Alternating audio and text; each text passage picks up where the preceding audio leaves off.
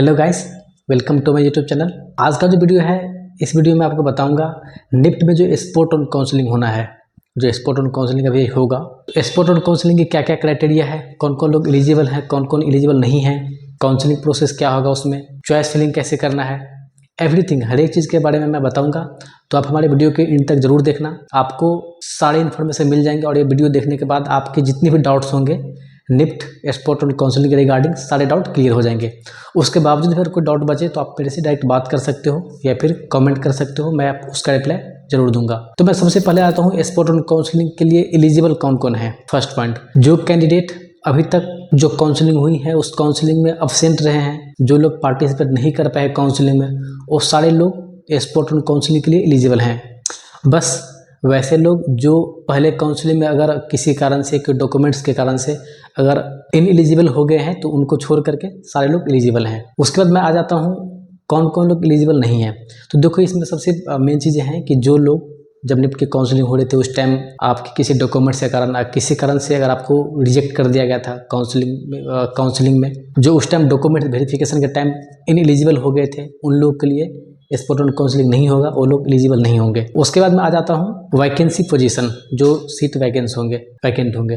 अब देखो, sport on में जो सीट है, थर्ड राउंड काउंसलिंग के बाद जितने भी सीट बचेंगे उसको स्पोर्ट ऑन में उसको फिल किया जाएगा।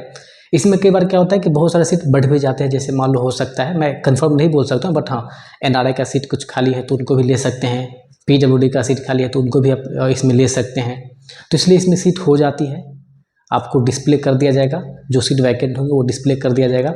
उसके बाद कुछ ऐसे भी सीट होंगे जो डिस्प्ले नहीं किया जाएगा, और जब सीट अलॉटमेंट होगी तो उस टाइम बच्चे को मिल जाएंगे वो सीट। तो जैसे मैं भी बताया, जो जैसे एनआरआई का सीट हो गया या पीडब्ल्यूडी का सीट हो गया, तो ये सीट मतलब वैकेंट टाइम में ये नहीं करेंगे, डिस्प्ले नहीं करेंगे, बट हाँ हो सकता है उसको जब काउंसलिंग हो, स्पोर्ट ऑन काउंसलिंग, उसमें ये सीट भी अलॉट कर दे ओपन में। उसके बाद क्या है, रजिस्ट्रेशन प्रोसेस। देखो, रजिस्ट्रेशन प्रोसेस जो है, रजिस्ट्रेशन प्रोसेस सिमिलर है जैसे आपने फर्स्ट राउंड काउंसलिंग में जो रजिस्ट्रेशन करा था, सेम प्रोसेस यहाँ भी सिमिलर है। आप पोर्टल पर जाकर के आपको लॉगिन करना होगा और आपको वहाँ से रजिस्ट्रेशन प्रोसेस कंप्लीट करना होगा। स्पोर्ट ऑन काउंसलिंग की जो फ़ी है, रजिस्ट्रेशन फ़ी है, आपको अगर रजिस्ट्रेशन कर रहे हो तो वहाँ पर चॉइस फिलिंग से पहले आपको 5000 पे करना पड़ेगा रजिस्ट्रेशन फ़ी, तभी जाकर के आप चॉइस फिल कर सकते हो। और जो कैंडिडेट ऑलरेडी एडमिशन ले चुके हैं, जिनको कॉलेज अलॉटमेंट हो गया है, तो उन लोगों को ये 5000 नहीं पे करना है, उन लोगों को इसी से छूट दिया गया है, तो रजिस्ट्रेशन फ़ी आपको 5000 रुपये नहीं लगेंगे। उसके बाद ये 5000 जो है रजिस्ट्रेशन फ़ी, ये नॉन रिफंडेबल है। अगर आप देते हो तो आपको ये रिटर्न नहीं मिलेंगे, कॉलेज मिले या ना मिले आपको ये रिफंडेबल नहीं है। उसका डॉक्यूमेंट्स वेरिफिकेशन, देखो डॉक्यूमेंट्स वेरिफिकेशन में क्या है कि जैसे आपने निफ्ट में जैसे हुआ था फर्स्ट काउंसलिंग में डॉक्यूमेंट्स वेरिफिकेशन, तो वैसे यहाँ पे डॉक्यूमेंट्स अपलोड करना है, सारा डॉक्यूमेंट्स, उसकी फिर वेरिफिकेशन होगी, तब आपकी प्रोसेस बढ़ेगी।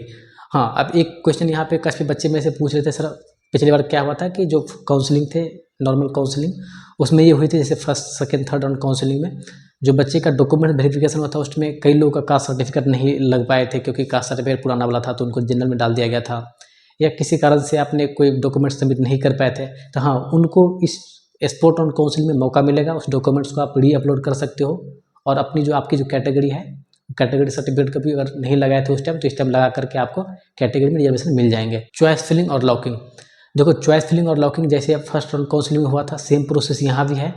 आपको चॉइस फिल करके उसको लॉक करना है। अगर आप लॉक नहीं करते हो तो ऑटोमेटिक वो लॉक हो जाएंगे, जो चॉइस सेव करके रखे होगे आप, तो वो चीज़ ऑटोमेटिक लॉक हो जाएंगे।